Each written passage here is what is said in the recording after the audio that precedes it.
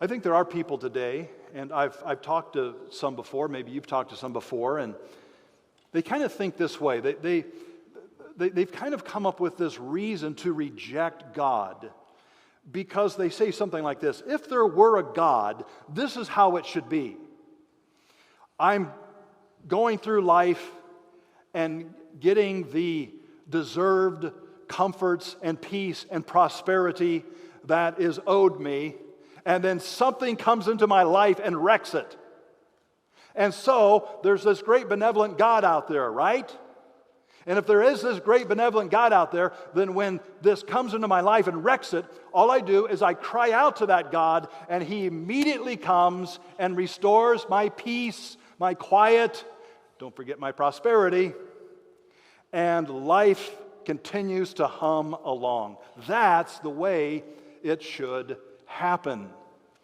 It doesn't happen that way. And so some people feel very justified to say, okay, well, I won't believe in God then. Because if there were a God, that's the way it should happen. Now, I'm being a little facetious in that, although I do think a lot of people kind of look at it like that. For our purposes this morning, as we're thinking about this, I do want to be very real. We need to be real. It does us no good to not be real. And to be real would tell us that the suffering that people experience in this world can be a prolonged suffering. It can be severe suffering. And we do no good to try to camouflage that or to try to explain it away in some way.